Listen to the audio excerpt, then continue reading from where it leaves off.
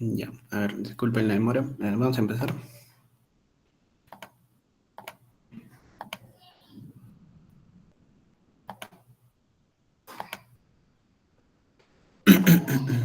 ¿Se visualiza?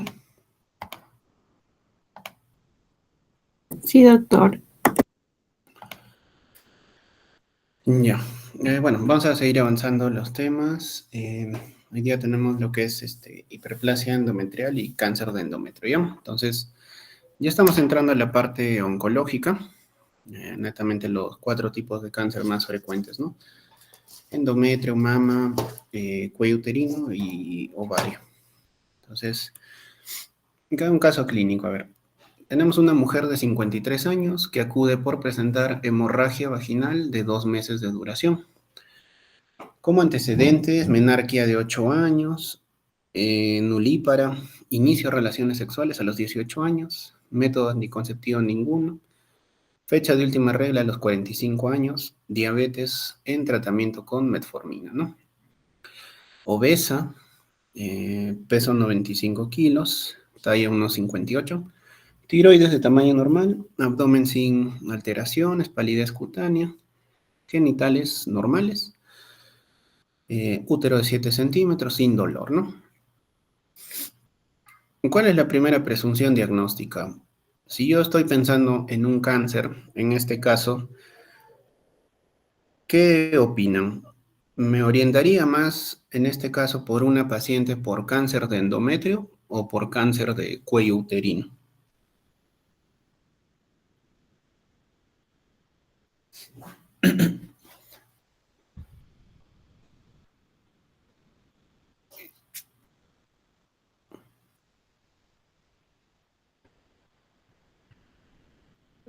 De endometrio, doctor.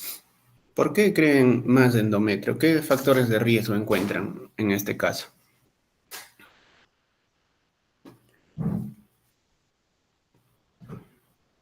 La hemorragia en el paciente, doctor.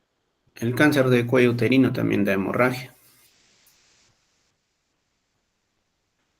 O sea, ¿qué factores de riesgo tiene esta paciente como para que yo piense más en cáncer de endometrio que en cuello uterino?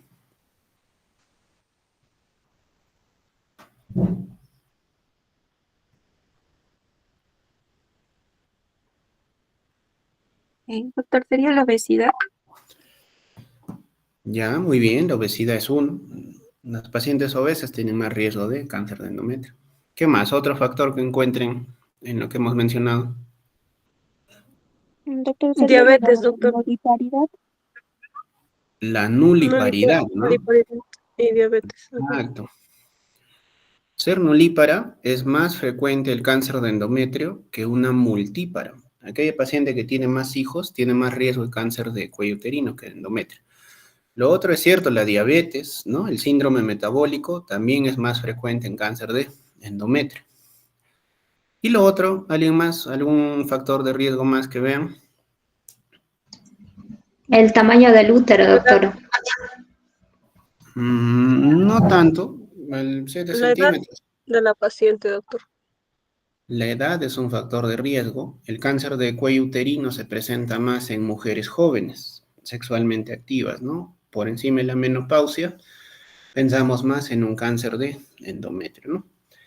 Falta un factor de riesgo dentro del caso. Doctor, ¿es que le usan ¿El el peso, método doctor? anticonceptivo? No ha utilizado método anticonceptivo. ¿Qué factor estaría faltando ahí? La menarquia precoz, doctor. ¿La edad? Exacto, la menarquia precoz. Menarquia a los 8 años se considera menarquia precoz, ¿ya? Entonces, nulípara, menarquia precoz, obesa, menopáusica y diabética, claramente van a pensar más, si viene por sangrado, que tiene un problema endometrial más que un cáncer de cuello uterino, ¿ya?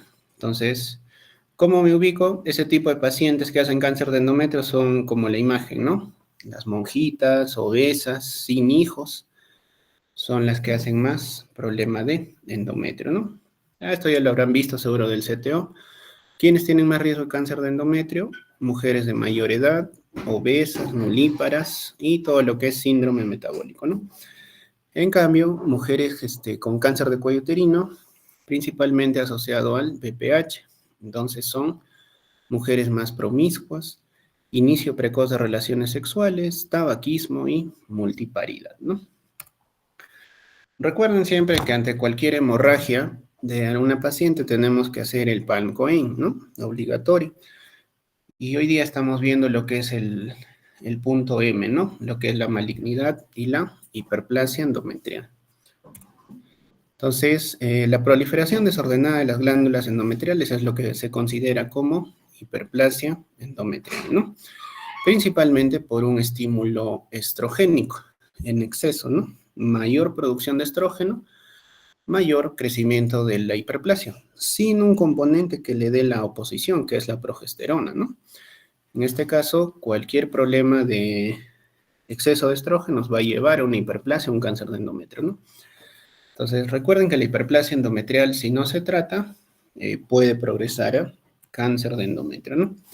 Factores de riesgo de la hiperplasia, ya los vimos: edad, nulliparidad, obesidad, diabetes, antecedentes genéticos, síndrome de ovario poliquístico, perimenopausia, tumores de ovario como el tumor de células de la granulosa, usar terapia de reemplazo hormonal en mujeres menopáusicas, ¿no? Utilizar hormonas que solo sean estrogénicas sin darle progesterona nos va a llevar a hiperplasia o cáncer, ¿no? Inmunosupresión y cáncer colorectal, por ejemplo, el síndrome de Lynch. Entonces, ¿por qué se produce más hiperplasia en mujeres obesas?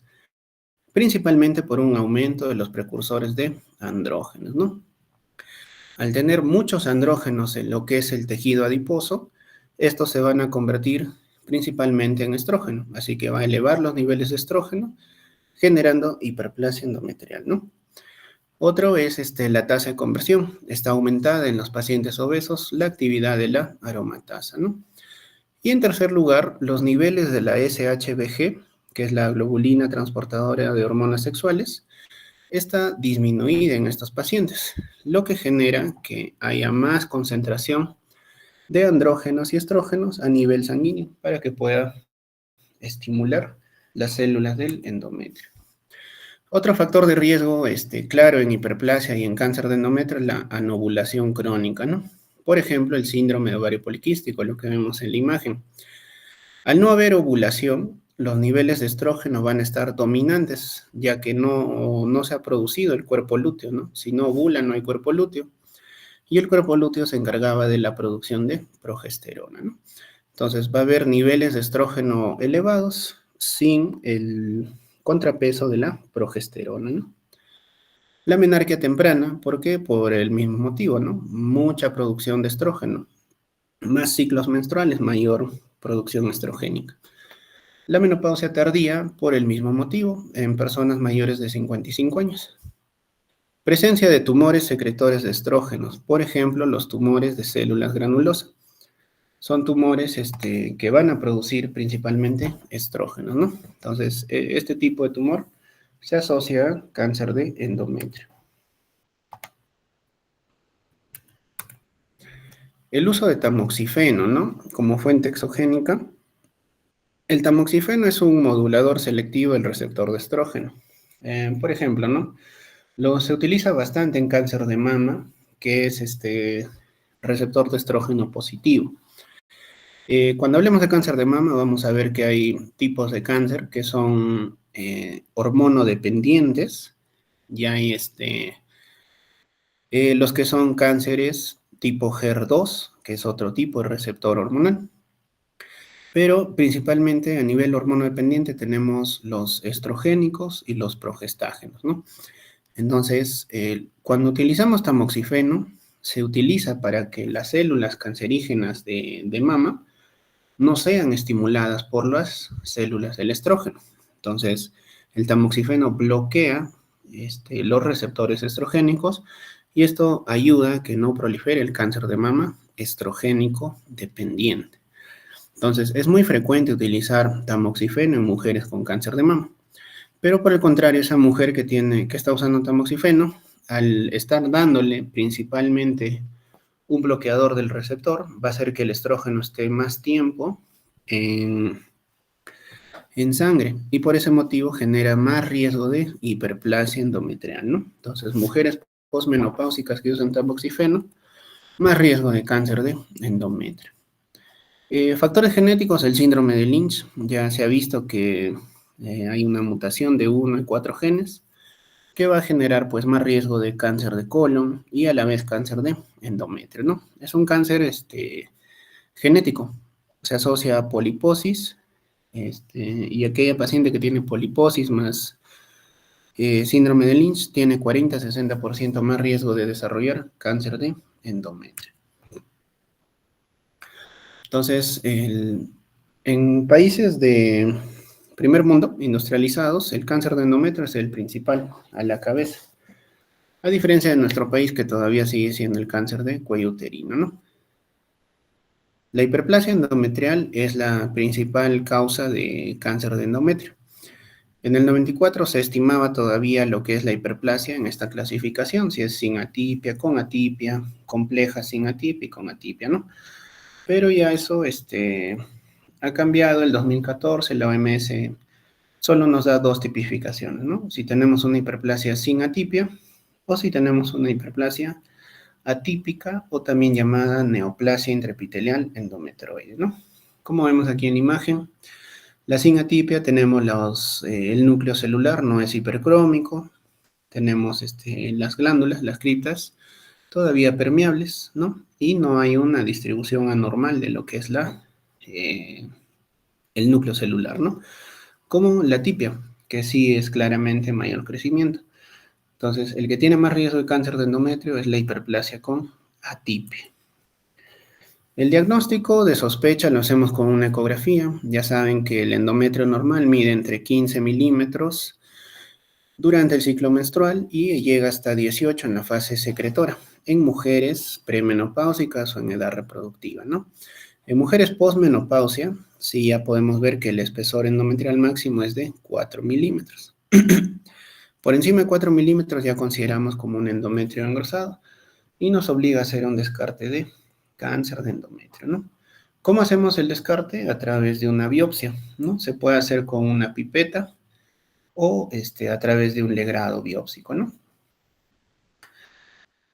Y esa biopsia nos va a dar el diagnóstico. Si tenemos una hiperplasia sin atipia, el riesgo de que esto progrese a malignidad es bajo, es menos del 5% en 20 años, ¿no?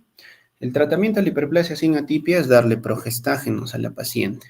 Entonces, solo progestágenos tiene una resolución de la enfermedad muy alta, cerca del 96%. Podemos utilizar un DIU con levonorgestrel. Se coloca el Mirena en cavidad uterina, o si no, se puede utilizar progestágenos orales, ¿no? Por ejemplo, acetato de medroxiprogesterona, 10 a 20 miligramos por día, ¿no? ¿Por cuánto tiempo es el tratamiento de una hiperplasia sin atipia? 6 meses, ¿ya? Se tiene que utilizar 6 meses los progestágenos. Hacer un estudio de biopsia a los 6 meses para poder confirmar si persiste lo que es la hiperplasia o si ya se trató. Y si persiste, se puede optar incluso por dar un nuevo esquema, ¿no? Ahora, ¿cuándo hacemos histerectomía en casos de hiperplasia? El primer motivo es si es una hiperplasia con atipia, ¿no? Si es una hiperplasia atípica, hay que hacer histerectomía por el riesgo de que progrese a cáncer. Otro es que no haya resolución de la enfermedad tras 12 meses de tratamiento, ¿no? 2 estudios de biopsia positivos, a pesar de darle progestágenos, ya nos obliga a hacer una histerectomía. Otro es la recaída de la hiperplasia, no resolución del sangrado. Si la paciente persiste con el sangrado a pesar de usar los progestágenos, hay que operarlo. Y lo siguiente es si sabemos que es una paciente que va a rechazar la vigilancia y el seguimiento, ¿no? Si vive lejos, viene de zona rural, no va a poder venir en 6 meses para una nueva biopsia. Claro, ahí podemos optar también por hacer una histerectomía.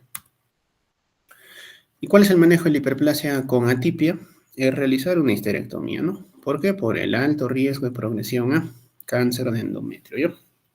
Adenocarcinoma endometrial. Entonces, hasta ahí hemos visto lo que es la hiperplasia, que es también como el precáncer de endometrio. Y ahora vemos lo que es el cáncer de endometrio, ¿no? Entonces, es una neoplasia maligna de la porción interna del útero que se asocia a mucha mortalidad a nivel mundial, ¿no? Tiene dos tipos. El tipo 1, se asocia con una estimulación estrogénica sin oposición, que es el adenocarcinoma, que es lo que hemos estado viendo, que la precede la hiperplasia, ¿no? Y el tipo 2, que no tiene una relación con estrógenos, sino que es menos frecuente, pero tiene un pronóstico también desfavorable, ¿no? El cáncer de endometrio tipo 1 es principalmente el adenocarcinoma endometrial, mientras que el cáncer tipo 2 puede ser adenocarcinoma, pero también puede ser seroso de células claras, indiferenciada, o los carcinosarcomas, ¿no?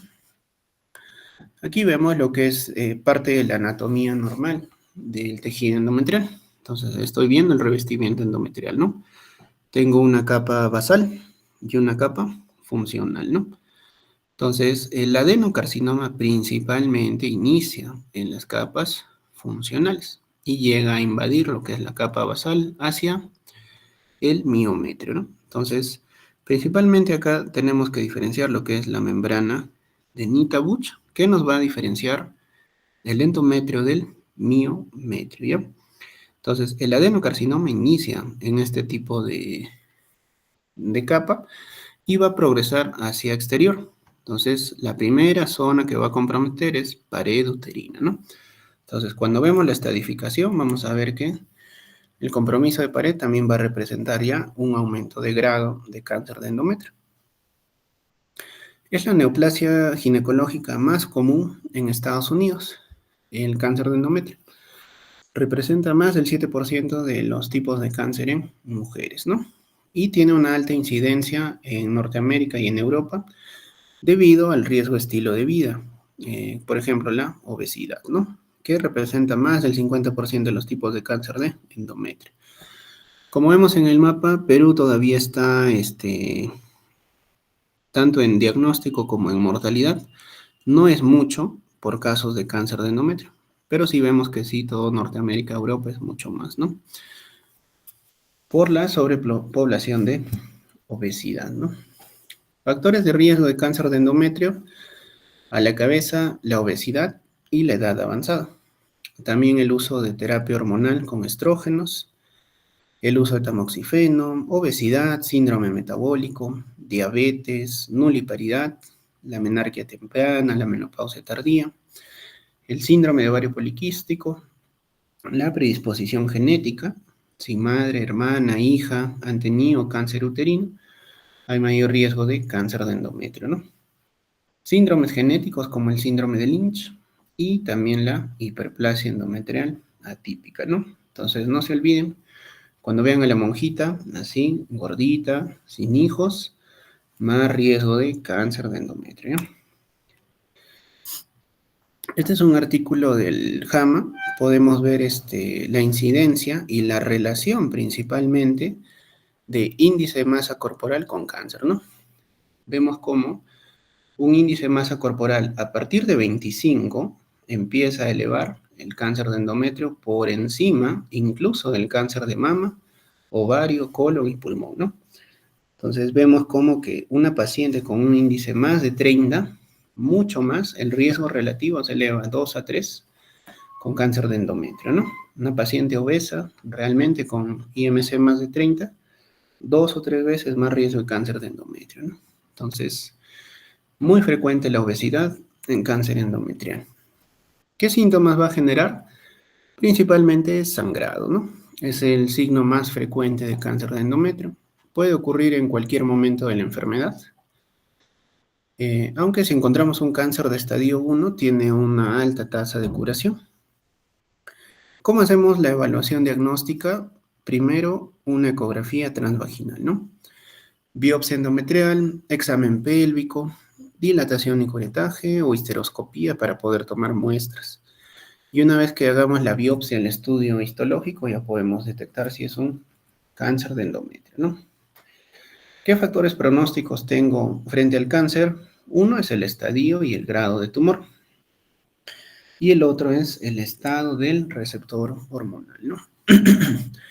Riesgo de metástasis ganglionar en cáncer de endometrio estadio 1. Tengo 3 grupos pronósticos. El grupo A, cuando los tumores de grado 1 afectan solamente al endometrio.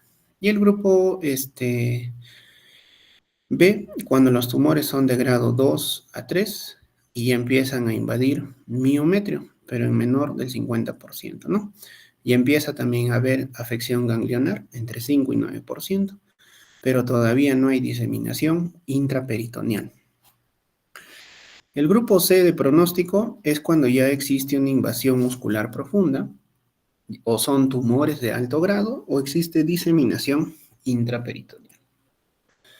Y el otro factor pronóstico es el estado del receptor hormonal. Los estados de receptores de progesterona y estrógeno, que nos van a ser brindados a través de un estudio inmunohistoquímico, nos ayuda a evaluar el pronóstico de esta paciente, ¿no? Principalmente los niveles de receptores de progesterona. Otros factores pronósticos predictivos de mal pronóstico son cuando existe una alta fracción de fase S, aneuploidías, ausencia de los genes supresores de tumores, que es el PTN, estado de mutación de ciertos genes, la sobreexpresión del HER2 y alguna expresión de oncogenes. ¿Cuál es la clasificación celular del cáncer de endometrio? Ya lo mencionamos al inicio, son de 2 tipos. El tipo 1 es que es por estímulo estrogénico. Y el tipo 2, que no tiene un estímulo estrogénico, se desarrolla a partir de un endometrio atrófico. El tipo más común de cáncer de endometrio va a ser el adenocarcinoma endometrial, que es el tipo 1, el más frecuente. Para que lo diferencien, tienen acá este gráfico. 70-80% de los cánceres de endometrio van a ser los adenocarcinomas endometrioides, ¿ya? El tipo 1. ¿Cuál es la característica? Que van a ser precedidas de la hiperplasia endometrial, lo que veíamos, ¿no? La hiperplasia va a generar, ¿qué? Cáncer de endometrio. ¿Pero qué tipo de cáncer? El tipo 1. Se va a asociar a obesidad o estados de hiperestrogenismo. Son frecuentes en la pre- y perimenopausia. Por lo general son de buen pronóstico porque son bien diferenciados. Y ahora vamos a ver cuál es la diferenciación. Tenemos G1 y G2 como más frecuente en adenocarcinoma tipo 1. El endometroide es el subtipo más frecuente, pero también tenemos mucilloso y bilioglandular. Las mutaciones más frecuentes, el gen supresor de oncogenes, que es el PTN, está presente en este caso, y son los de mejor pronóstico, ¿no? Ahora, el tipo 2 es el cáncer de endometrio menos frecuente, pero es el cáncer no endometroide. Puede ser de tipo seroso, de células claras, carcinosarcoma, neuroendocrino, que son pobremente diferenciados, ¿no? Llegan a ser un G3. Pueden también estar precedidas de una hiperplasia atípica, pero se asocian más a lo que es una atrofia endometrial más que una hiperplasia endometrial, ¿no? Es más frecuente en la posmenopausia. Se asocia al gen P53 y HER2 y son de mal pronóstico, ¿ya? Nuevamente, ¿cómo diferencio los tipos de cáncer de endometrio? El tipo 1 es más frecuente, endometroide, y el tipo 2, seroso, células claras, carcinosarcoma, menos frecuente, pero de mayor mortalidad, ¿ya? Otro cuadro para que lo puedan diferenciar. Acá principalmente es para ver el estadio en el momento del diagnóstico, ¿no? ¿Por qué son más frecuentes los de tipo 1? Se asocian a todos los factores que hemos visto en relación a la hiperplasia endometrial, pero se diagnostican por lo general en estadio 1, ¿no? Lo que genera que su supervivencia a los 5 años sea pues más de un 90%, ¿no? O sea, tienen buen pronóstico los de tipo 1. Pero el tipo 2, como no son hormonodependientes, no siempre se pueden detectar. Tienen mayor sobreexpresión de HER2, ¿no? Y la mutación del gen P53. El estadio de diagnóstico, en estadio 1 tenemos un 54%, pero el 3, hasta un 22%, ¿no? vemos las tasas de supervivencia son mucho menores que el cáncer de tipo 1.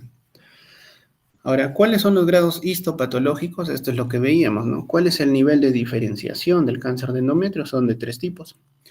El G1 es el cáncer bien diferenciado, ¿no? Cuando el tumor sólido es menor del 5%. El G2 es el moderadamente diferenciado. Tumor sólido entre 6 y 50%. El G3 es el tumor poco diferenciado. Cuando el tumor sólido es más del 50%, el G3 es más frecuente en carcinoma de endometrio de tipo 2, ¿no? Por ejemplo, serosos y células claras. La frecuencia de los tipos de células de cáncer de endometrio, a la cabeza tenemos los endometroides, el adenocarcinoma, ¿no? Luego vienen los papilares y bioglandulares, que también tienen un pronóstico reservado. El adenocarcinoma con diferenciación escamosa, luego tenemos los glandulares, luego los mixtos, serosos papilares uterinos. El de células claras, también los tenemos, tiene células histológicamente similares a las de ovario y de trompa. Y de todos los tumores de cáncer de endometrio, es el de peor pronóstico, el de células claras. Carcinosarcoma es el octavo, los mucinosos, células escamosas y finalmente los indiferenciados. Entonces, el más frecuente es el adenocarcinoma endometroide, ¿no? Aquí vemos un adenocarcinoma endometroide, vemos cómo existe hemorragia entre las glándulas, núcleos muy hipercrómicos, pero con una diferenciación muy variante, ¿no? Este es un adenocarcinoma de endometrio, ¿no? Acá vemos cómo un adenocarcinoma puede crecer con un crecimiento polipoide. Noten la porción interna del útero, un tumor grande, como si fuera pólipos. Y la distribución a nivel histológica, pues es un adenocarcinoma bien diferenciado, ¿no? Tiene un patrón exofítico, que vemos aquí todo esto, las criptas diferenciadas, ¿no? Un carcinosarcoma, ¿no? Esto ya es un grado 2. Adenocarcinoma de alto grado, ¿no? Claramente un tumor que no es de glándulas, sino de tejido muscular, ¿no? Carcinoma seroso de ovario, también tiene papilas y núcleos de alto grado. Entonces, cuando hablamos también del cáncer de endometrio, tenemos que ver los subgrupos moleculares, ¿no? Entonces, el cáncer de endometrio tiene 4 subtipos cuando se habla de subgrupos moleculares. Uno son los ultramutados, también conocidos como POLE. Este subtipo tiene importancia clínica y ayuda a evitar las terapias adyuvantes, ¿no? 2, inestabilidad de microsatélites hipermutada. 3, número de copias bajo. Y el 4, el número de copias alto. Esta categoría de subgrupos moleculares les ayuda a saber el pronóstico de lo que es los cánceres de endometrio.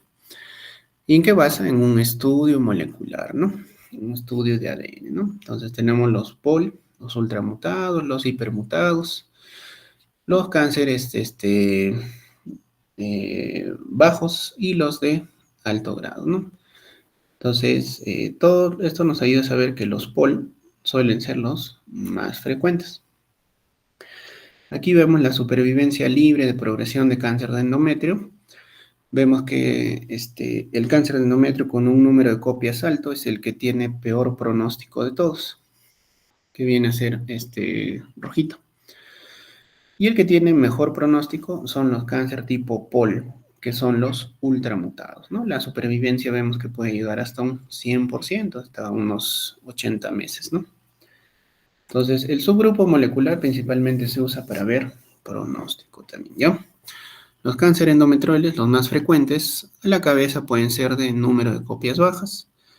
Son mucho menos frecuentes los de copias altas, que son los de peor pronóstico, a excepción del grado 3, ¿no? Los no endometrioides, como vemos, los de copias bajas sí son más frecuentes en serosos, carcinosarcomas. Por lo tanto, el pronóstico es peor. Aquí vemos en características histológicas lo que es el cáncer de endometrio. Acá vemos el POLE, el ultramutado, y acá vemos lo que es el número de copias bajo, ¿no? El de peor pronóstico. La estadificación del cáncer de endometrio es quirúrgica. El patrón de este cáncer va a depender principalmente del grado de diferenciación celular. Los tumores bien diferenciados tienden a limitar su diseminación a la superficie del endometrio y la invasión del miometrio suele ser menos común. La metástasis en casos de cáncer de endometrio va a ser principalmente a la cabeza, pulmones, luego ganglios, hígado, huesos, cerebro y vagina.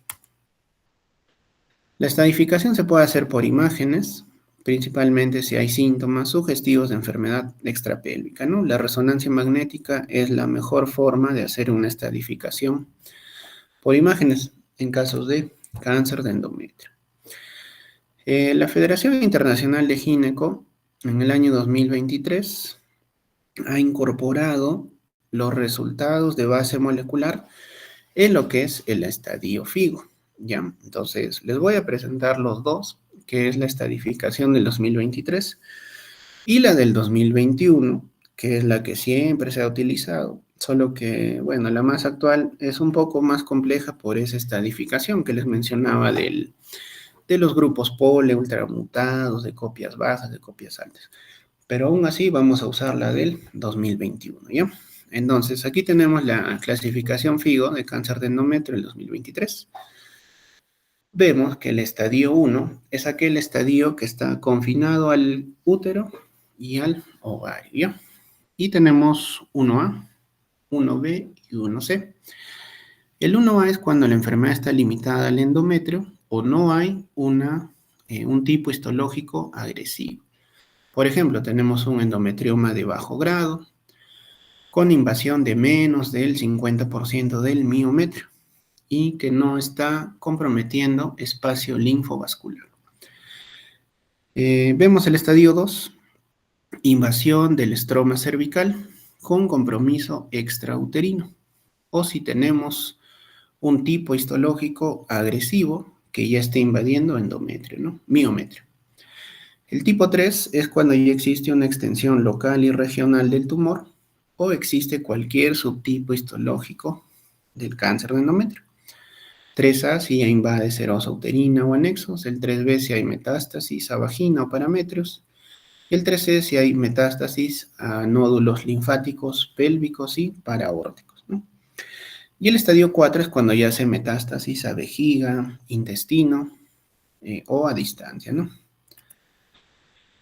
Y esto es lo que ha agregado la federación, ¿no? Entonces tengo mi estadio 1AM, si es que le hago el estudio de subtipo histológico y me sale el POLE, ¿no? El POLE, como ya lo vimos, el ultramutado, nos indica que es un cáncer de endometrio confinado al cuerpo del útero o con extensión cervical, pero que tiene un estadio histológico bajo, ¿no?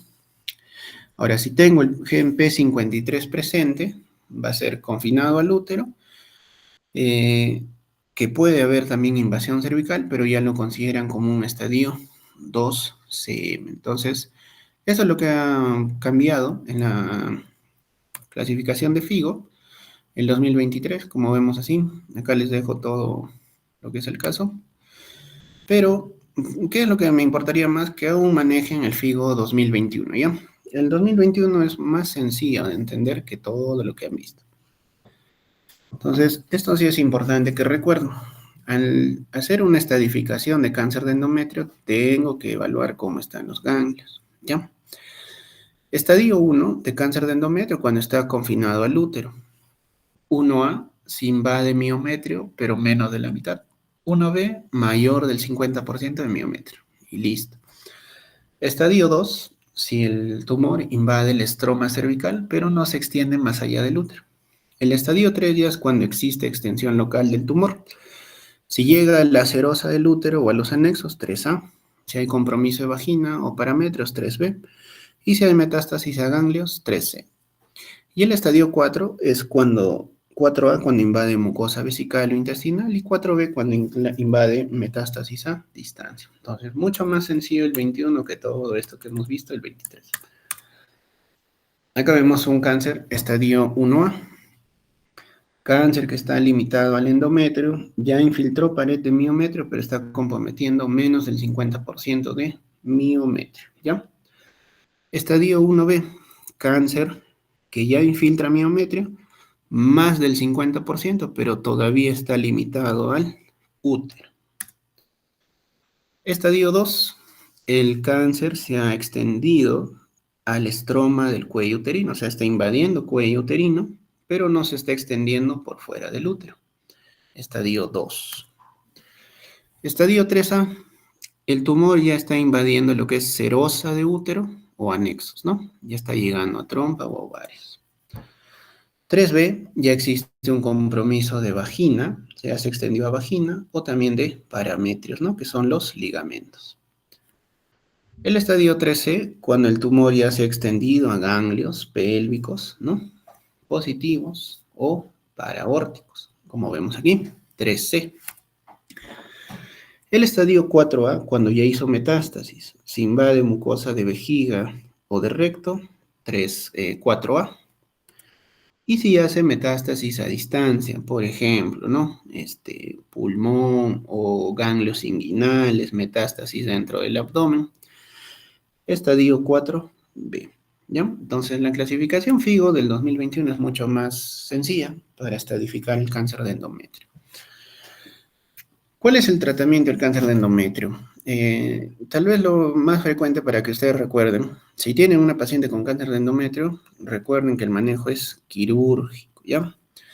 Es uno de los pocos tipos de cáncer que siempre debe operarse. El manejo es quirúrgico, no se hace de inicio quimio, radio. Primero se opera y a la vez se puede hacer manejo adyuvante, pero siempre es quirúrgico, ¿ya? No se olviden, cáncer de endometrio es quirúrgico. Entonces, el tener cáncer de endometrio, como ya hemos visto, ¿por qué su mortalidad es menor y su tasa de curación es alta? Porque es quirúrgico y es una de las operaciones que se puede realizar con éxito y realizando una buena operación. Se acabó lo que es el cáncer de endometrio. Entonces, existen dos tratamientos estándar. O se hace una histerectomía con salpingo-oferectomía bilateral, útero y trompas y ovarios, todo sale. O hacemos una histerectomía con salpingo-oferectomía bilateral y radioterapia adyuvante. ¿Cuándo hacemos radioterapia? Cuando hay invasión profunda del miometrio, más del 50%, tenemos un tumor de grado 3 con invasión miometrial, ¿ya? Cuando ya hay metástasis, claramente ahí sí es baja la tasa de curación, pero se puede utilizar terapia hormonal estándar, ¿no? Entonces, acá veo el manejo. Tengo un cáncer de endometrio en estadio 1 o estadio 2, manejo cirugía, ¿no? Puedo hacer un muestreo de ganglios linfáticos, o sea, saco el útero, los ovarios, pero a la vez hago una resección ganglionar. En grado 1 puede utilizar una braquiterapia vaginal posoperatoria o radioterapia sola. Y lo que son de alto grado, grado 3, seroso, células claras, también se opera, pero estos sí van con quimioterapia posoperatoria, con o sin radioterapia, ¿ya? A diferencia que el grado 1 y 2 no utilizamos quimioterapia. Cáncer de endometrio en estadio 3 o 4, si es que es operable quiere decir claramente que no esté comprometiendo un órgano vital, ¿no? Hacemos cirugía seguida de quimio o radio, ¿no? Y si ya no es operable, quimioterapia y radioterapia, ¿no? Si la paciente no es candidata a radioterapia, hacemos terapia hormonal y terapia biológica. Y si es una enfermedad avanzada, utilizamos ya la inmunoterapia. Entonces, vamos a ver en qué consiste todo esto. Todo lo que estamos revisando es del Instituto Nacional de Cáncer de Estados Unidos, ¿no? Entonces, si tenemos un cáncer de endometrio en estadio 1 y 2, y son de subtipos de bajo riesgo, o sea, son el G1 y G2, opciones de tratamiento, cirugía en la cabeza. Hacemos una histerectomía con salpingo-oferectomía bilateral y disección de ganglios linfáticos. En segundo lugar, braquiterapia y en tercer lugar, radioterapia. Ahora, si es un cáncer de alto riesgo, ya esto ya considero los pobremente diferenciados, los G3, cirugía también, retiramos el útero, ganglios linfáticos, pélvicos y paraórticos, y pasamos a una quimioterapia posoperatoria, ¿no? Quienes tienen más alta tasa de recurrencia son los tipos serosos y de células claras. ¿Qué se ha utilizado en esos casos? En estos dos casos, serosos o células claras que tenemos que utilizar quimioterapia, utilizamos carboplatino más paclitaxel. Y ocasionalmente se puede hacer radioterapia para pacientes con subtipos serosos y de células claras.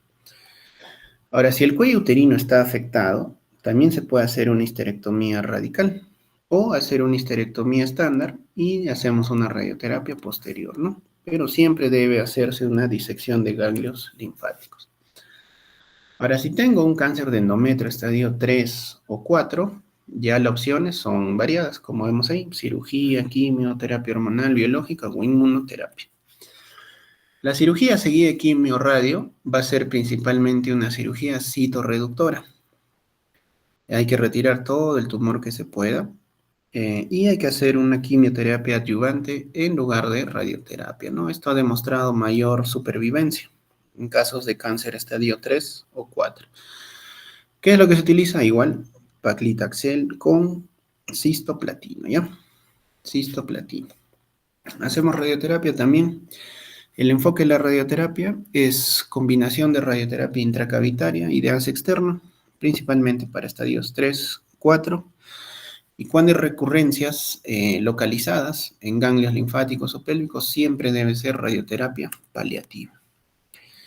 La terapia hormonal se utiliza ya como un agente cuando hay casos que no son operables. Tengo, por ejemplo, una metástasis a distancia, ¿no? Cuando ya es metástasis pulmonar, se hace una terapia hormonal, ¿no? Si la paciente no es candidata a cirugías, utilizamos hormonas, ¿no? Progestágenos, por ejemplo, hidroxiprogesterona, medroxiprogesterona o megestrol. Genera buena respuesta en estos pacientes, en un 15 a 30%, ¿no? Hay una mejora significativa en la supervivencia. Otro tipo de terapia, la terapia biológica, ¿no?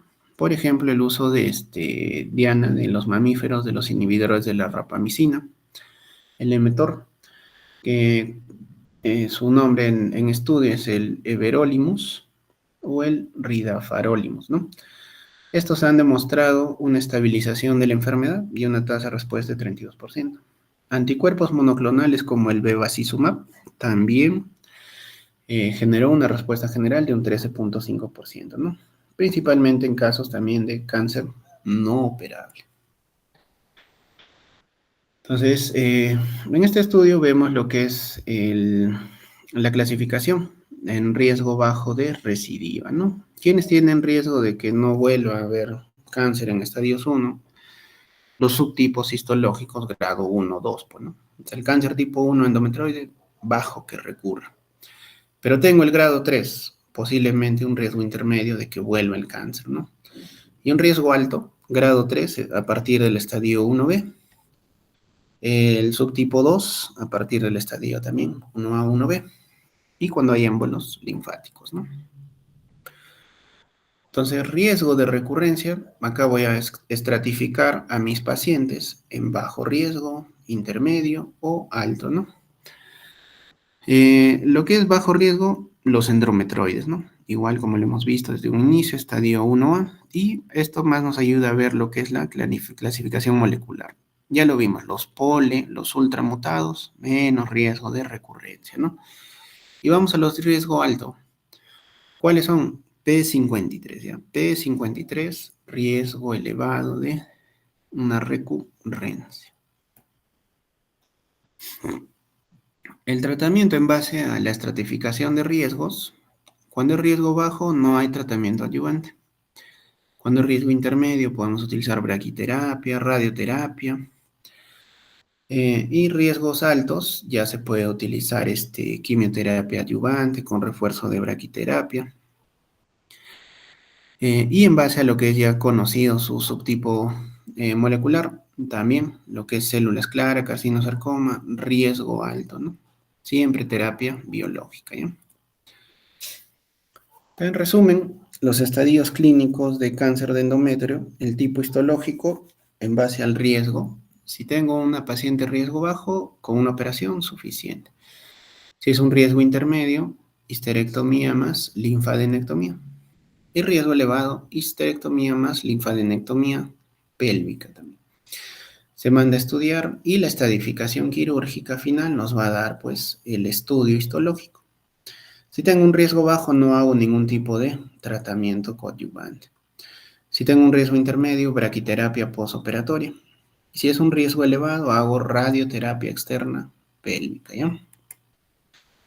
En estadio clínico 1, subtipo 2 histológico, que son las células claro, carcinosarcomas, el manejo de igual manera, ¿no? Para que no se confundan. Quirúrgico siempre, quirúrgico. Histerectomía total más linfadenectomía, más resección, citorreducción, ¿no? Se hace el análisis de las piezas quirúrgicas y se plantea una radioterapia casi siempre en este tipo histológico 2. Se puede hacer quimioterapia también secuencial o braquiterapia vaginal, ¿ya? Listo. ¿Alguna pregunta?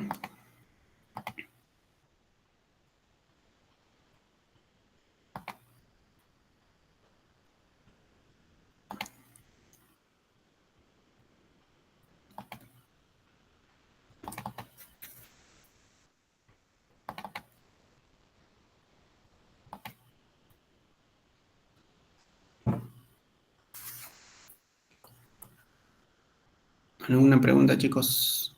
Nada. No, doctor. Ya. Vamos a avanzar. Ya avanzamos lo que es mama, ¿ya? Esto es también un poco más rápido.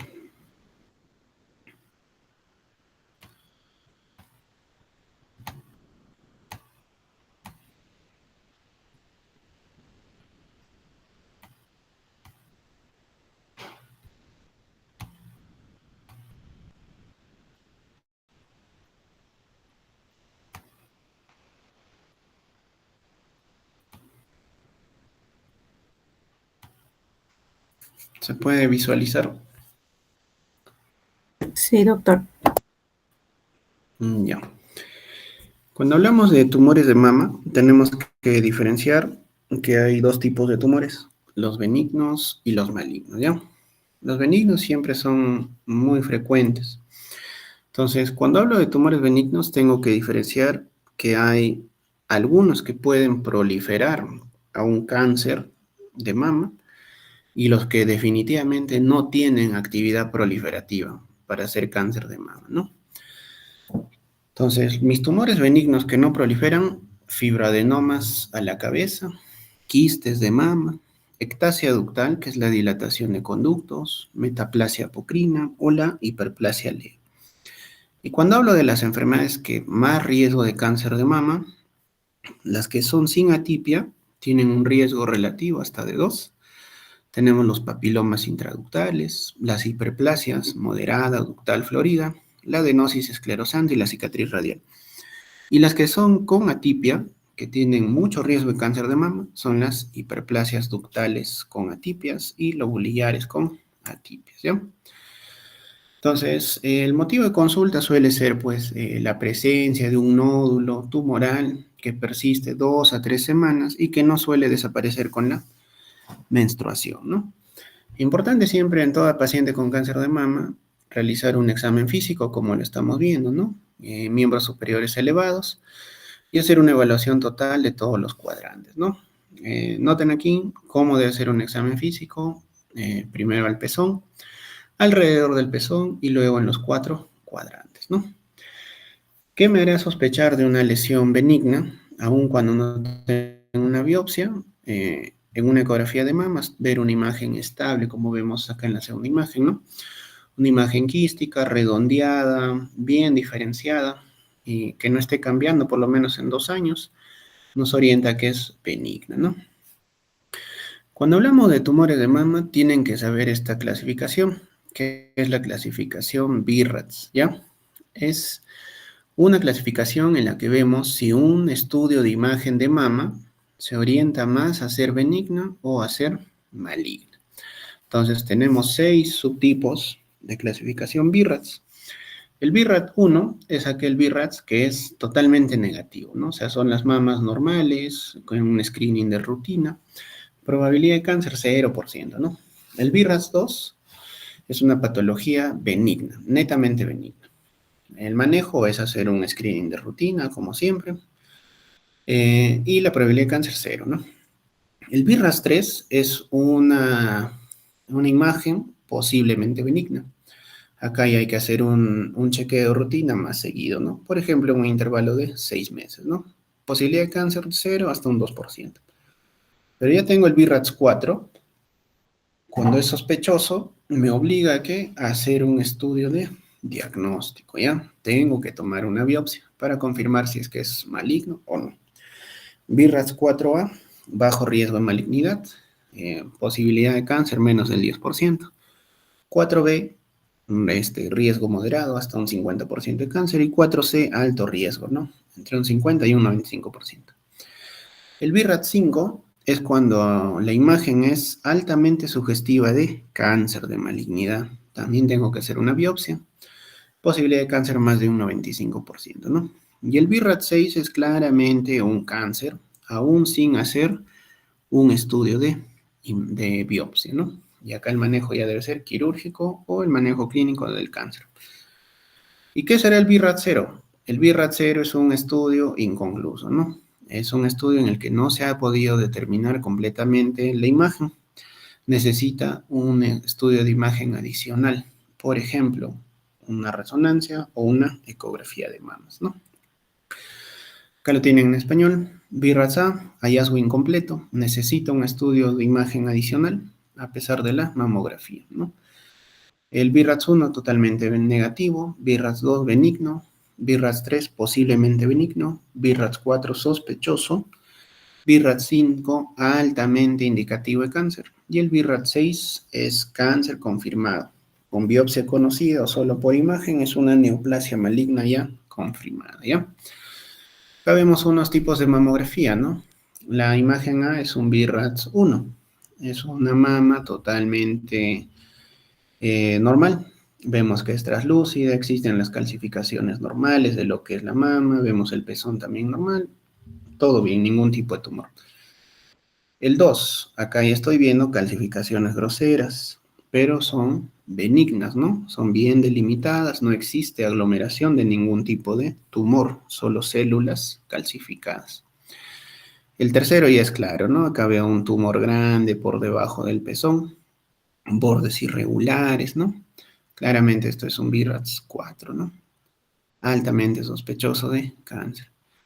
Y B, ¿no? Un tumor gigante que ya compromete todo mama, bordes irregulares, ¿no? Prácticamente esto ya es un cáncer, ¿no? Entonces, el estudio de imagen se puede hacer por mamografía o por ecografía. En mujeres jóvenes siempre pidan una ecografía de mamas porque es la única forma de ver la mama. En mujeres por encima de los 40 años pueden solicitar mamografía.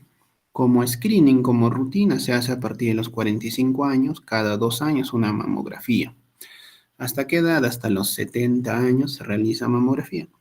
Pero en mujeres jóvenes, ¿qué hago? Pues les pido una ecografía de mamas, ¿ya? La ecografía de mamas tiene criterios para decirnos si un tumor puede ser más benigno o maligno. Un tumor benigno se orienta principalmente cuando su forma es circular u ovalada, ¿no? Cuando es estrellada, es muy irregular, me orienta más a cáncer. Los contornos son lisos, lobulados, también es más benigno. Cuando no superan los 3 centímetros, los bordes son definidos, es hipoecogénica, la parte interna es negrita. Existe sombra acústica posterior, por ejemplo acá, noto que debajo existe una sombrita. Transmisión sonora, eso indica que es benigno. La orientación horizontal. Si yo tengo un tumor de mama en la ecografía que es más horizontal que vertical, altamente sospechoso que es benigno, ¿ya? Los tumores benignos son horizontales. Son compresibles, si se mueven son benignos, ¿no? Y si no distorsionan la arquitectura normal. Entonces, ¿cómo clasifico los tumores benignos? En 6 grupos. Anomalías del desarrollo, trastornos funcionales, procesos inflamatorios, pseudotumorales, proliferativos y tumores benignos. Anomalías del desarrollo, veo acá, pues, ya problemas congénitos, ¿no? Acá veo, por ejemplo, una agenesia mamaria, ¿no? Solo tiene una glándula mamaria, no tiene dos. Agenesia. Acá veo una amastia. Tiene el pezón, sí, tiene la areola formada, pero no tiene tejido mamario. Amastia. En tercer lugar, ¿qué es lo que veo? Una atelia, ¿no? Tiene acá una mama formada, pero a la izquierda veo que no hay pezón. Atelia. Por exceso, ¿cuáles son los tipos de tumores? La polimastia, cuando hay más de un glándula mamaria, y la politelia, como veo acá, más de un pezón, ¿ya? Ahora, esto se puede sumar, pues, alteraciones del tamaño, si son muy pequeñas o muy grandes, hipertrofia, si son desiguales, anisomastia o anisotelia, alteraciones de la forma o alteraciones de la situación, ¿no? Todos estos son benignos. Acá veo, por ejemplo, alteraciones del tamaño, ¿no? Defecto, exceso o desigualdad, ¿no? Anisomastia, ¿no? Una más arriba que otra. Algo congénito, algo benigno. Y alteraciones de la forma, ¿no? Mama areolata, lo que vemos aquí, más puntiforme. Lo que es el pezón umbilicado, ¿no? Dificultad para la lactancia. Y las asimetrías mamarias, ¿no? Acá, ¿qué es lo que veremos? Implante mamario, bueno. Este tipo de líneas es clásico en implante, ¿no? Los trastornos funcionales. ¿A qué le denomino una mastodinia? Es el dolor mamario cíclico. Es un dolor que viene todos los meses, ¿no? El diagnóstico es clínico, principalmente hormonal, y el tratamiento debe ser local, ¿no? Anestésicos locales. La mastalgia es el dolor mamario que es no cíclico. Le puede doler en cualquier momento por un origen mamario o un dolor referido, ¿no? A la mama, un dolor de hombro, por ejemplo. O de origen psicógeno, ¿no? Acá podemos involucrar lo que son las osteocondritis, ¿no? Las pacientes que sufren de osteocondritis de un origen psicógeno, pues refieren dolor en las mamas, ¿no? Mastalgia. El diagnóstico es clínico o puede utilizar pruebas radiológicas, ¿no? Galactorrea es la secreción láctea a través del pezón, en ausencia de un embarazo o de lactancia, ¿no? ¿Qué es lo que tengo que hacer ante una galactorrea? Siempre estudio de prolactina. Y si mi prolactina está por encima de 150, obligatorio hacer una resonancia de silla turca, ¿ya? Para descartar prolactinoma, ¿no? Tratamiento de la mastodinia, analgésicos locales. De la mastalgia se puede utilizar sujetadores, corrección de la postura, AINES y tratamientos locales, ¿no?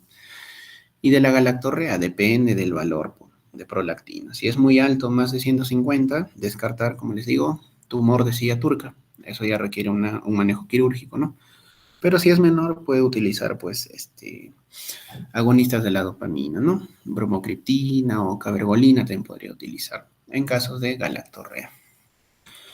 Los procesos inflamatorios benignos, tenemos la galactoforitis, inflamación de los conductos galactóforos, puede ser de causa bacteriana, ¿no? Química, física o funcional, ¿no? La mastitis aguda, como vemos aquí, una mama, pues, eritematosa, roja, ¿no? Puede ser puerperal o no puerperal. La puerperal se asocia principalmente a lactancia, bueno, gérmenes que viven en la boca del bebé o que habitan la piel, a la cabeza Staphylococcus aureus, causan mastitis aguda. Y la mastitis crónica, que es este tipo de mastitis que dura más de 6 meses, ¿ya? Mastitis crónica, duración más de 6 meses. Después de un episodio agudo, la paciente sigue con un proceso inflamatorio, ¿no? ¿Qué es lo que tengo que buscar acá? Causas idiopáticas, autoinmunes o TBC, ¿no? Entonces, tratamiento de la galactoforitis, antibióticos, dicloxacilina por 7 días, puede optarse por un drenaje y siempre recomendar evitar el tabaquismo. La mastitis aguda, antibióticos también por 7 a 10 días, puede utilizar ciprofloxacino, AINES, calor local y restricción de líquidos, ¿no? Y la mastitis crónica. En casos de mastitis crónica, siempre obligatorio biopsia para confirmar. Una biopsia, un drenaje básico, y si hay algún tipo de sospecha de TB, un PCR para TBC de muestra de mama, ¿ya? Mastitis crónica granulomatosa. Casos de tumores pseudotumorales. La ectasia ductal. ¿Qué es la ectasia? Es lo que vemos acá en imagen, ¿no? Los conductos galactóforos inflamados, hinchados, están dilatados, ¿no? Dilatación de los conductos. ¿Qué genera esto? Secreción mamaria. puede ser grisácea, verdosa, ¿no? O podemos optar por hacer una citología también para confirmar si es que hay algún indicio de hiperplasia ductal, ecografía y valorar lo que es la galactografía en casos de persistencia. No hay ningún tratamiento excepto algún motivo sintomático extremo, ¿no? Que sería quirúrgico retirar ese conducto. La necrosis grasa, cuando tiene un traumatismo, un acto quirúrgico previo a una cirugía, por ejemplo, fibromas, que se forme posterior a la cirugía un nódulo duro, es una necrosis grasa, ¿ya? Es bien circunscrita, es densa y es súper dolorosa. Se puede hacer una biopsia igual para descartar lesión maligna, ¿no? Las cicatrices radiales son lesiones esclerosantes complejas, se diagnostican por mamografía. 8 a 17% de estas cicatrices suelen ser malignas. El tratamiento es retirar la cicatriz. Otro proceso benigno, los quistes mamarios, ¿no? Nódulos bien delimitados, lisos, móviles, ¿no? Anecogénicos, con sombra acústica. Los diagnostico por ecografía. El tratamiento son antiinflamatorios. Si es muy sintomático, se puede hacer una aspiración, un vaciamiento, con lo que vemos una aguja con guía ecográfica. Y si es un quiste complejo, con presencia de papilas, ¿no? Proyecciones, es mejor retirarlo, hacer una exéresis. Aquí veo, por ejemplo, un quiste complicado y un quiste complejo. Vemos que es un quiste que no tiene solo el contenido anecogénico, tiene contenido hiperecogénico dentro, ¿no? Puntos, medio cribiforme, pero no veo ningún tipo de tumor, sino es un contenido diferente, ¿no? ¿A qué me obliga esto? A hacer una punción. Pero un quiste complejo, como este que vemos, es un quiste, pero dentro tiene un nódulo, ¿no? Quiste complejo, BRATS 4, ¿no? Alto riesgo de cáncer. Resección quirúrgica, hay que retirar ese quiste, ¿ya? Ahora, cuando hablo de las lesiones proliferativas, tengo las proliferativas sin atipia, lo que veíamos al inicio. El riesgo de cáncer es menor, la hiperplasia ductal y el papiloma intraductal. Y las con atipia, que sí hay más riesgo de cáncer. Como las veo, son microcalcificaciones en mamografía, ¿no? El tratamiento es la exéresis de esas lesiones.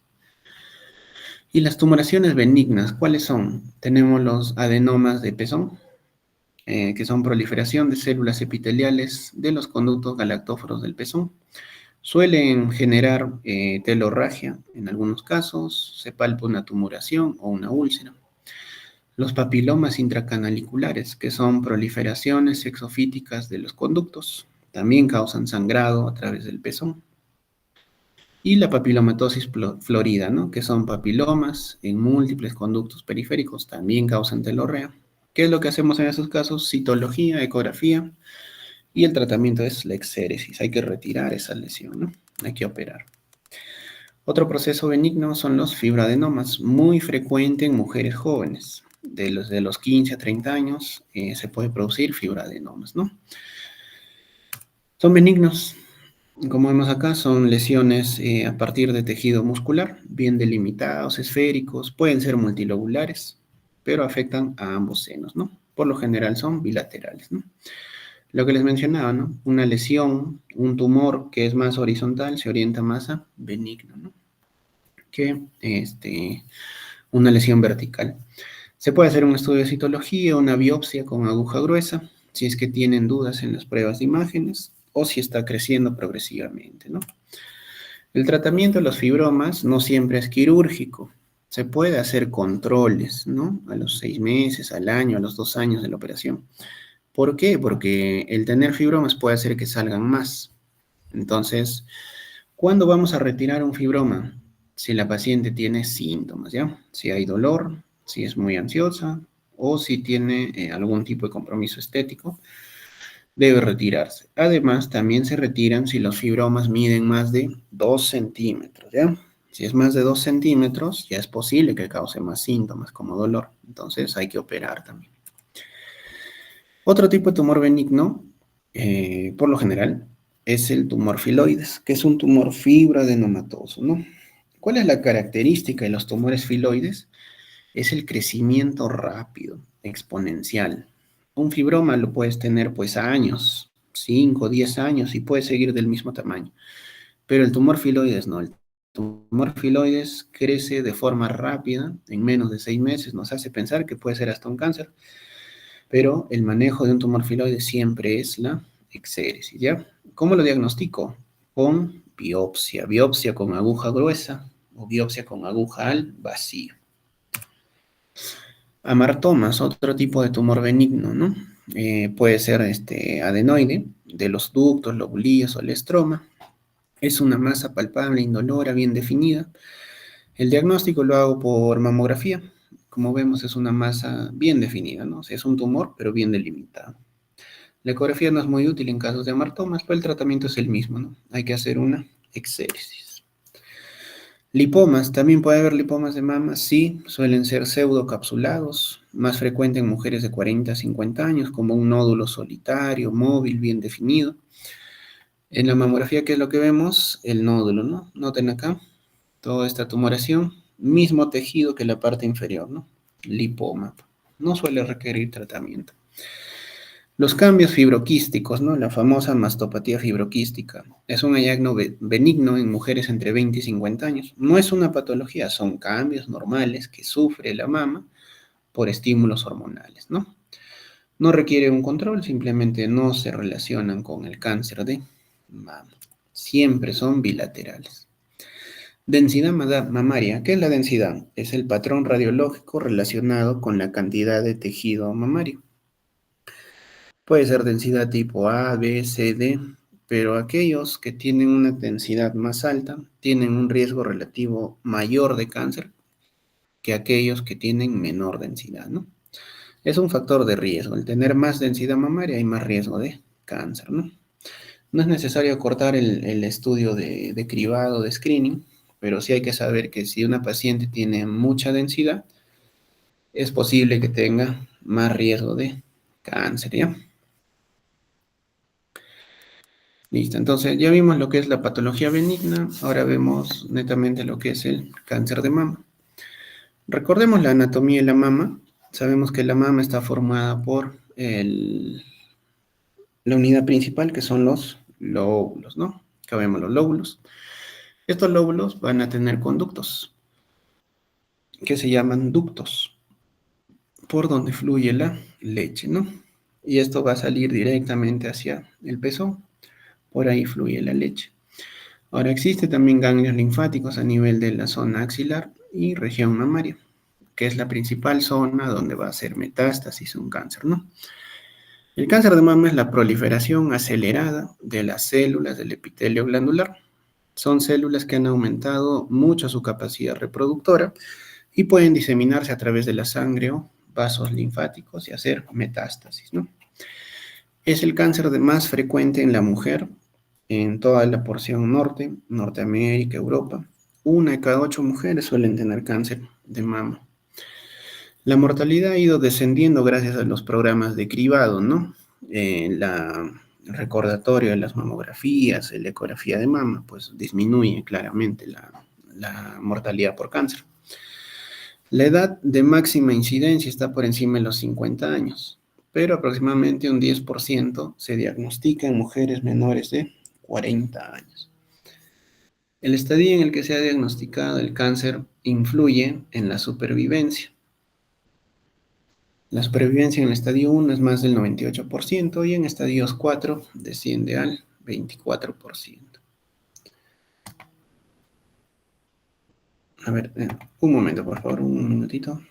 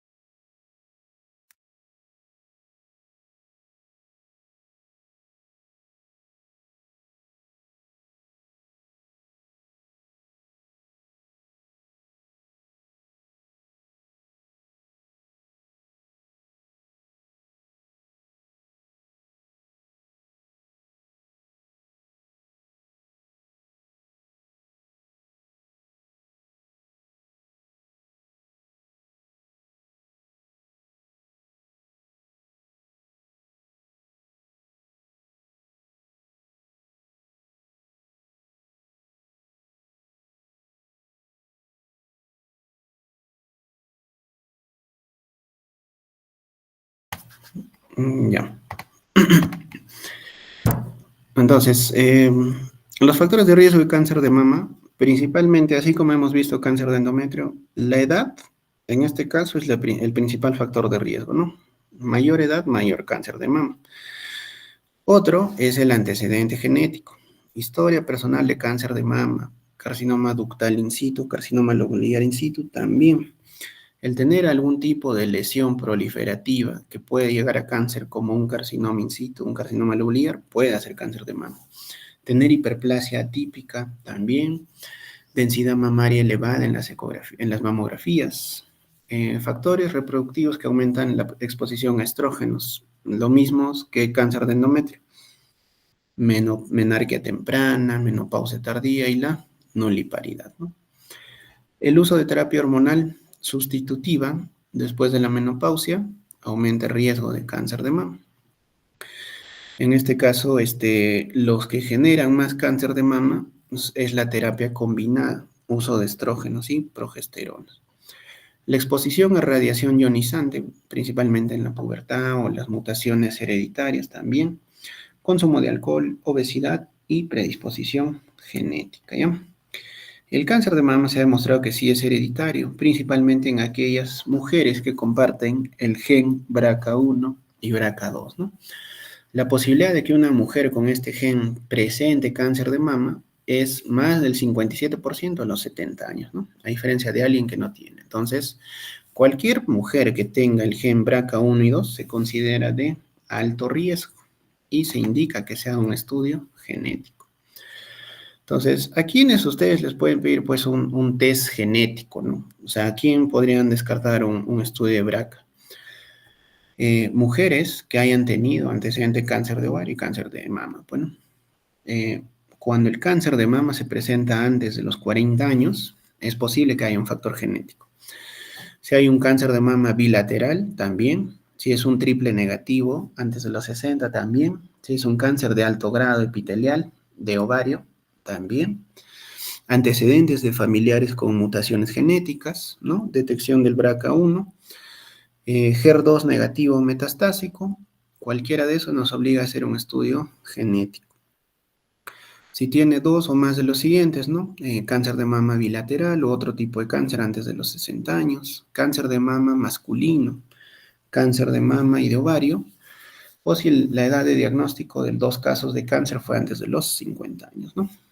Entonces, estudio genético con genes BRCA1 y 2. ¿Cuáles son factores de protección de cáncer de mama? ¿Cómo protegeríamos? Uso de estrógenos, principalmente después de una histerectomía, ¿no?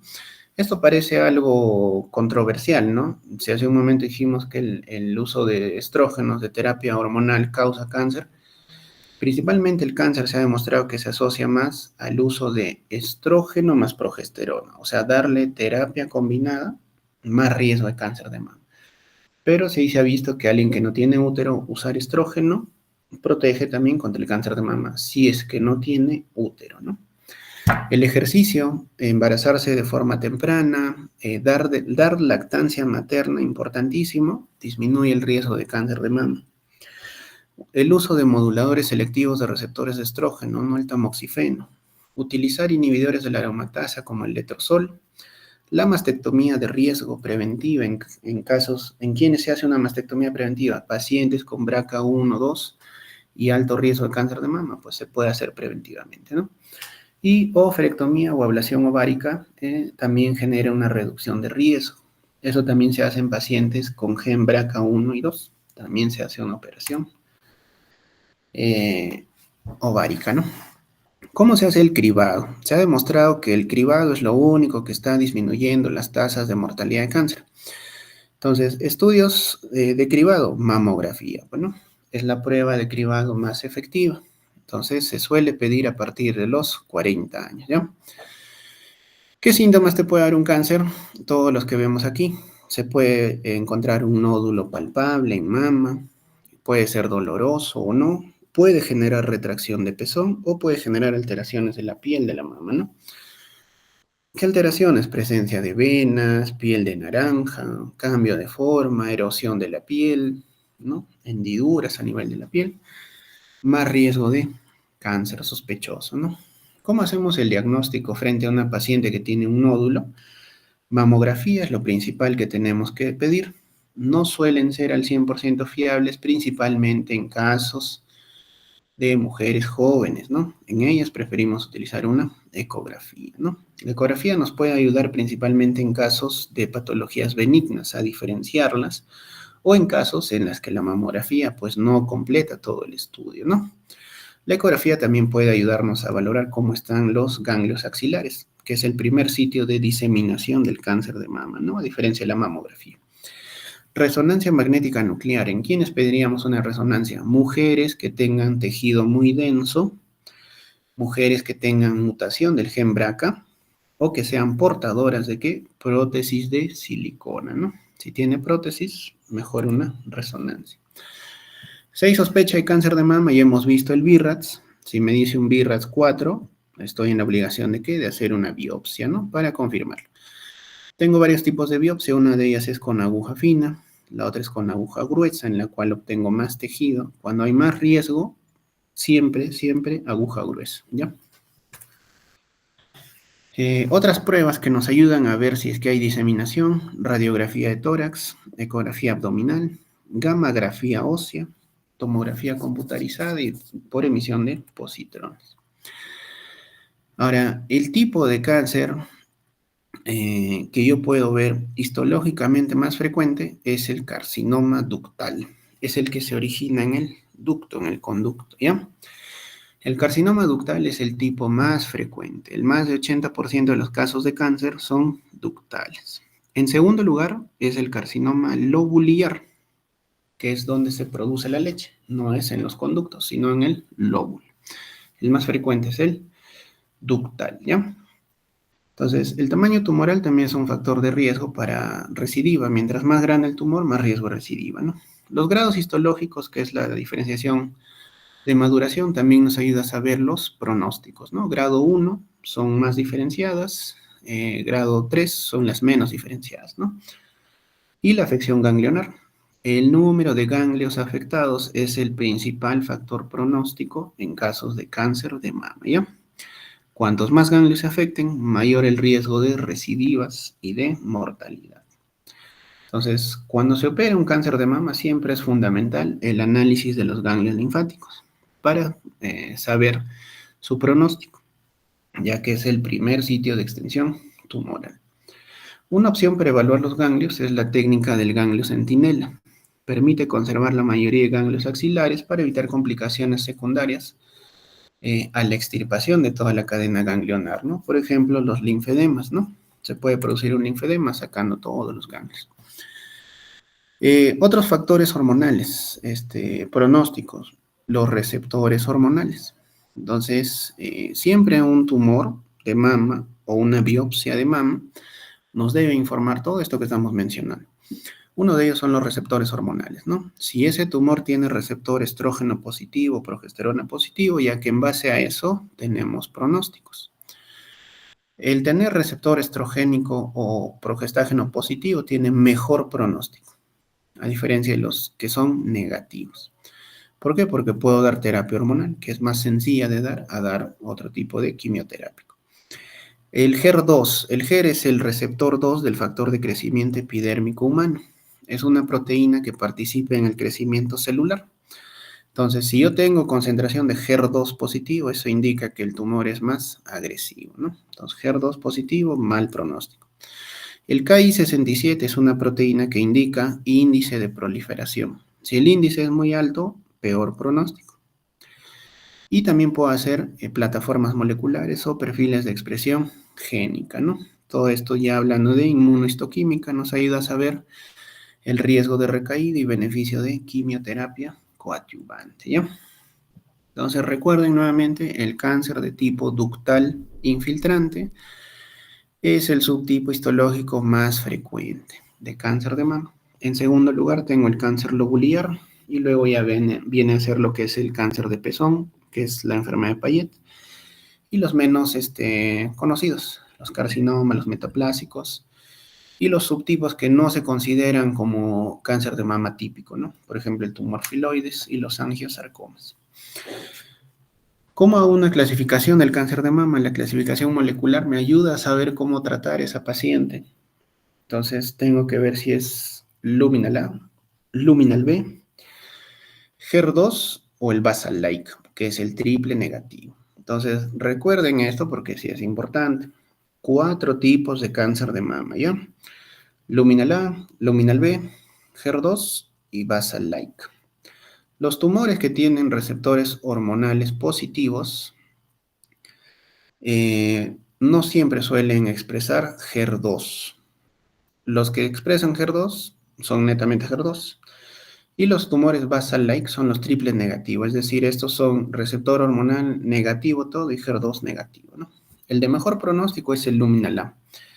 Y el basal-like, es decir, el triple negativo, es el de peor pronóstico, ¿no? Entonces aquí pueden ver, luminal A, ¿cuál es el luminal A? Es el que tiene receptor de estrógeno positivo, ¿ya? ¿Y qué va a tener? HER2 negativo, ¿de acuerdo? Estrógeno positivo, HER2 negativo, receptor de progesterona también alto.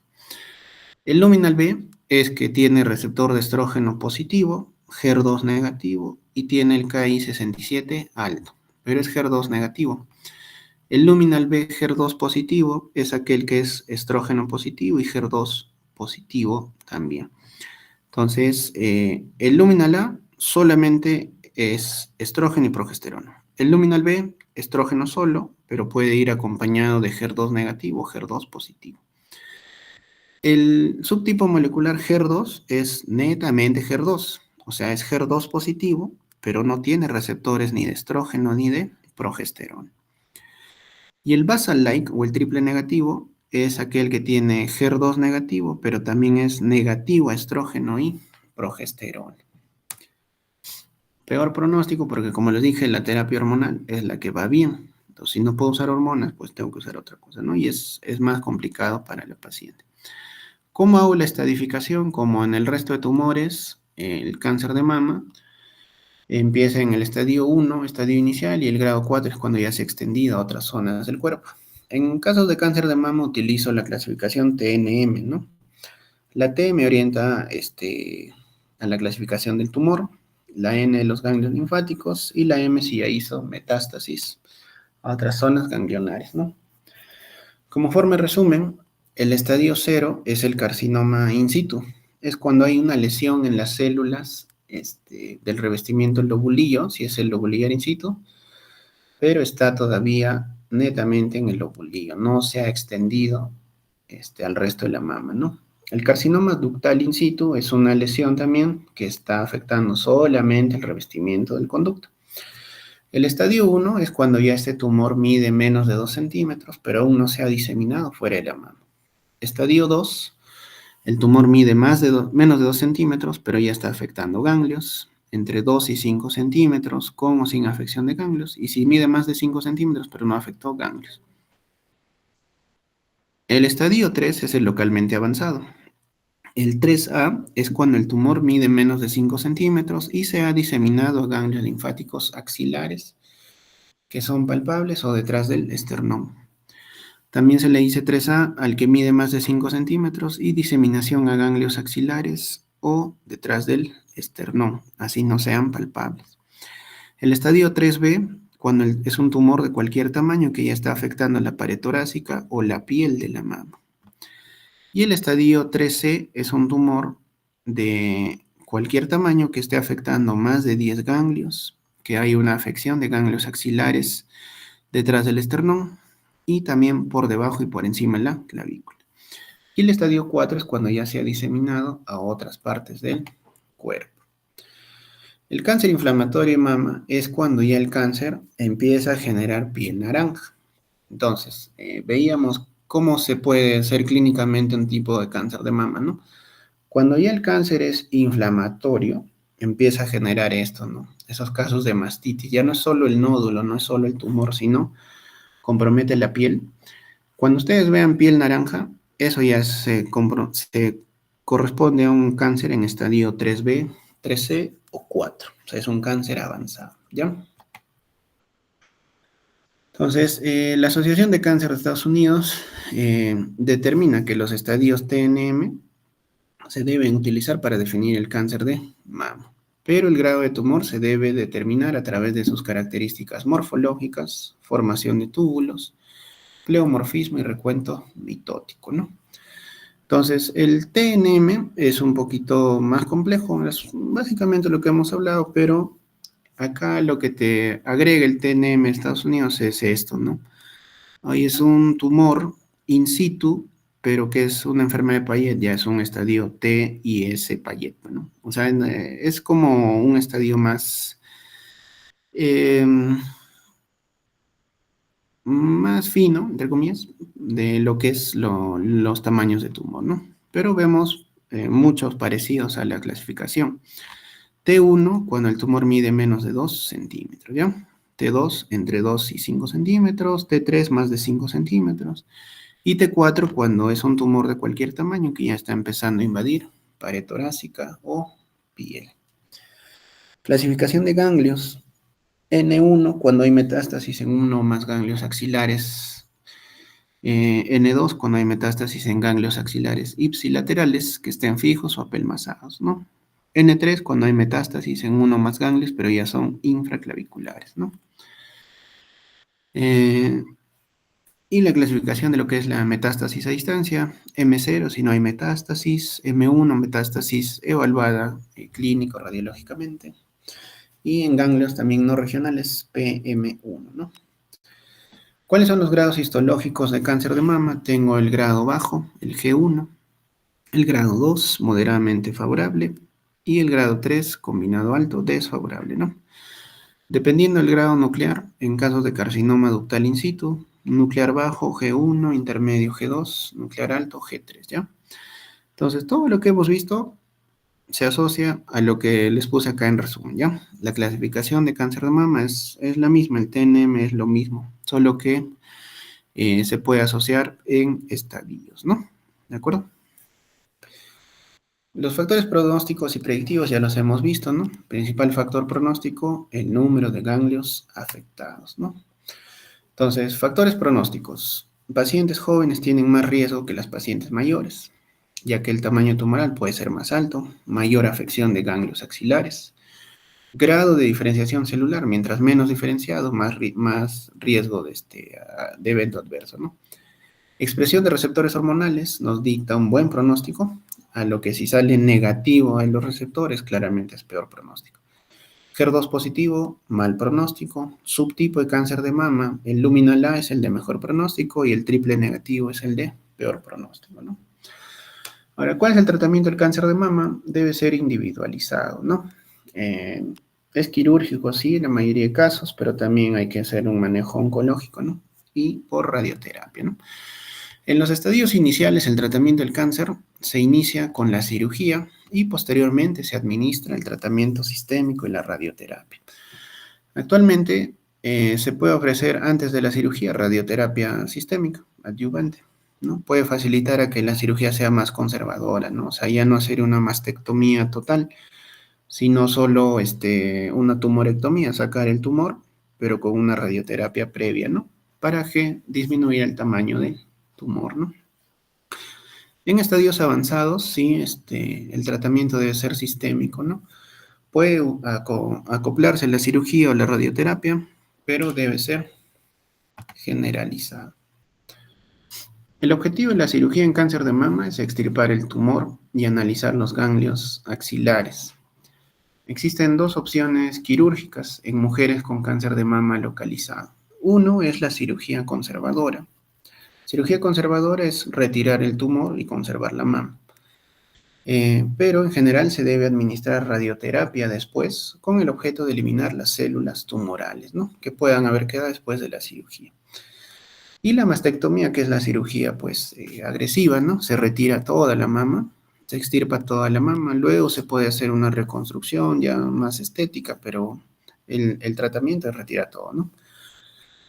En estos casos, la única forma de saber si el cáncer se ha extendido a la axila es examinar los ganglios en el microscopio. Por eso, durante una cirugía siempre es necesario extirpar ganglios linfáticos, ¿no? Esto se conoce como linfadenectomía. Entonces, el problema de hacer una linfadenectomía es que genera efectos secundarios. adormecimiento temporal de cara, interna o del brazo, limitación de los movimientos, hinchazón de brazo, ¿no? Linfedema, ¿no? En casos en que los ganglios no se encuentren aumentados de tamaño, durante un estudio se puede utilizar la técnica de ganglio centinela para evitar los efectos de la linfadenectomía, ¿no? ¿En qué consiste la biopsia de ganglio centinela? Se inyecta una sustancia radioactiva. El ganglio centinela es el primer ganglio que recibe el drenaje linfático del tumor. Entonces, es el primer lugar donde se disemina el tumor, ¿no? Se localiza inyectando una sustancia radioactiva, un tinte azul cerca del tumor, y va a llegar a los ganglios, ¿no? Hay que extraer el primer ganglio que recibe esta sustancia, y si está afectado por el tumor, pues hay que hacer una linfadenectomía, ¿no? Si no se detectan células tumorales, no hace falta extirpar los ganglios linfáticos. Entonces, se puede hacer en un segundo tiempo, no es necesario hacerlo en el mismo tiempo, ¿no? La técnica del ganglio centinela no se indica en todas las situaciones, ya es en ciertas ocasiones. Radioterapia es el uso de alta energía para destruir células tumorales a través de los rayos X, ¿ya? Como terapia adyuvante se utiliza en casos de células tumorales que han podido quedar después de una cirugía y como tratamiento paliativo para aliviar los síntomas de dolor en pacientes que tengan afección ósea, ganglionar o que tengan ya metástasis cerebral, ¿no? Tenemos la radioterapia externa, la máquina está fuera del cuerpo. La radioterapia interna, también conocida como braquiterapia, en la que se inyecta una sustancia radioactiva a través de agujas, alambres o catéteres. Tiene más efectos adversos como quemaduras, cansancios, y la radioterapia intraoperatoria, ¿no? Aquella que se realiza en el misma sala de operaciones tras extirpar el tumor. Otro tratamiento para el cáncer de mama es la quimioterapia, ¿no? Ayuda a eliminar células tumorales. Se administra de forma endovenosa, aunque también existen tratamientos orales, ¿no? Otro tratamiento es la hormonoterapia. ¿A quiénes les voy a dar hormonoterapia? Aquellas que son receptores de estrógeno o progesterona positivo, ¿no? O sea, luminal A, luminal B. Hay varios tipos de terapia hormonal. Por ejemplo, el tamoxifeno, lo que veníamos mencionando, ¿no? El uso de los moduladores selectivos receptores de estrógeno bloquean el receptor de estrógeno en este tipo de células, impide que el estrógeno se una a él, por ende, es un tratamiento de cáncer de mama, ¿no? Degradadores selectivos de receptores de estrógeno también se pueden utilizar, como el fulvestrán, análogos de la hormona liberadora de gonadotropina, como la goserelina, y los inhibidores de la aromatasa, como el letrozol, ¿no?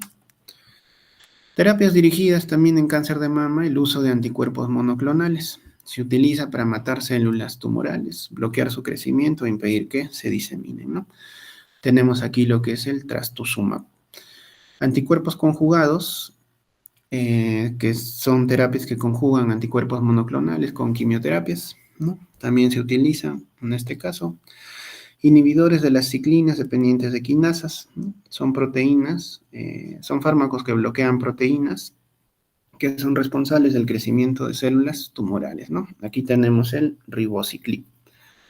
Inhibidores de la vía P13K, AKT y mTOR, que son vías mediadoras en lo que están la amplificación o la mutación de las células tumorales, ¿no? Aquí tenemos el everolimus. Y los inhibidores de PARP, que son de terapias dirigidas para bloquear la reparación de ADN, ¿no? Como el olaparib. La inmunoterapia utiliza el sistema inmune de la paciente para luchar contra las células tumorales, ¿no? Acá tenemos el pembrolizumab. Se ha aprobado para el tratamiento de cáncer de mama triple negativo, ¿no? O sea, los de peor pronóstico podemos utilizar inmunoterapia. Entonces, ya en forma de resumen, en casos de cáncer de mama según estadio, ¿qué es lo que voy a hacer? Si tengo un estadio inicial que es operable, pues se opera, se hace una cirugía conservadora o una mastectomía con ganglio centinela o linfadenectomía si es necesaria, ¿no? Si hay compromiso ganglionar si el ganglio centinela me sale positivo, ¿no? Quimioterapia adyuvante, si es que los factores de riesgo lo aconsejan. ¿Cuándo uso quimioterapia de ciclos entre 4 a 6 meses? El esquema que más se utiliza son utilizar antraciclinas, como la doxorubicina y los taxanos, ¿no? Como el paclitaxel, por 4 a 6 meses, ¿no? Radioterapia adyuvante siempre que sea una cirugía conservadora, o sea, cuando no se retira la mama entera, ¿no? Hormonoterapia adyuvante si el tumor que se ha operado tenía receptores hormonales positivos, o sea, si es luminal A o luminal B, le tengo que dar tamoxifeno, ¿no? O puedo utilizar inhibidores de la aromatasa también. ¿Por cuánto tiempo se utilizan este tipo de tratamiento hormonal? Entre 5 y 10 años si es oral. Es por eso que a veces esas pacientes con tamoxifeno hacen cáncer de endometrio, hacen hiperplasia, porque lo toman años. ¿Ya? ¿Puedo utilizar anticuerpos monoclonales, trastuzumab? Sí. ¿Cuándo? Cuando es HER2 positivo, ¿ya? HER2 positivo. Si es HER2, anticuerpos monoclonales más quimioterapia, ¿no? ¿Con qué? Con taxanos. Se puede administrar también radioterapia o hormonoterapia en casos de HER2. En algunos casos se puede utilizar lo que es la terapia biológica, ¿no? Y se suele considerar tratamiento neoadyuvante previo a la cirugía en tumores mayores de 2 centímetros que estén afectando los ganglios. Ahora, si el estadio es localmente avanzado, no es operable, ¿qué es lo que hago? Hormonoterapia neoadyuvante. Se puede utilizar solo en tumores que son receptores positivos y posterior a eso planteo una cirugía, ¿no? Quimioterapia con intención neoadyuvante por 6 meses y después de eso la cirugía. Radioterapia después de una cirugía o tratamiento adyuvante posterior en función de la respuesta patológica obtenida y del subtipo humoral, ¿no? Ahora, si tengo un estadio avanzado, por ejemplo, un estadio 4, cuando ya se extendió fuera de la mama u otros órganos, la curación ya no es posible y el objetivo es la paliación de los síntomas, ¿no? ¿Con qué se hace? Con quimioterapias, hormonoterapias y terapias dirigidas. Tratamiento hormonal solo si es tumor de receptor hormonal positivo, ¿ya? Luminal A, luminal B. La estrategia principal en este tipo de mujeres es bloquear los ovarios. Puede optarse por una resección ovárica para bajar su nivel hormonal. Quimioterapia en casos no resecables. Tengo varios tipos de agentes activos. Ya lo habíamos mencionado, antraciclinas, paclitaxel y los taxanos, ¿ya? En cuanto a la duración de tratamiento, hay un número de ciclos definidos, va a depender de la respuesta al tratamiento, la tolerancia al mismo, ¿no? Cuando tengo anti-HER2 positivo, tengo que hacer quimioterapia con taxanos combinadas con terapias biológicas, trastuzumab y pertuzumab. Y puedo utilizar terapias antiangiogénicas en este tipo de casos avanzados, ¿ya? Inmunoterapia, siempre que la paciente sea triple negativo. Puede utilizar pembrolizumab, si es que es triple negativo.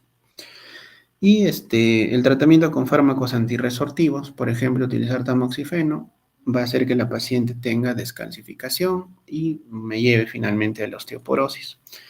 Entonces, tengo que utilizar bifosfonato, ¿ya? Como el solendronato y el denosumab para evitar la resorción ósea. El seguimiento al cáncer de mama, después de un tratamiento, se debe hacer cada 4 a 6 meses, los 5 primeros años, y luego se debe hacer de forma anual, ¿no? Como hago un seguimiento, historia clínica, exploración física, mamografía anual de la mama restante o de la contralateral. Si está usando tamoxifeno, debo hacer ¿qué? Evaluación de útero para ver cáncer de endometrio.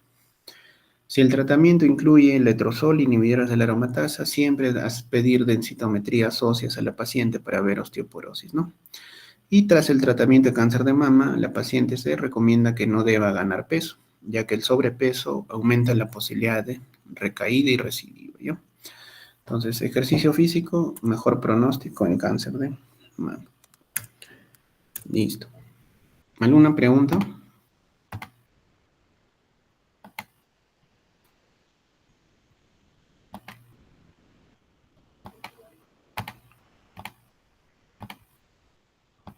No, doctor. Ya.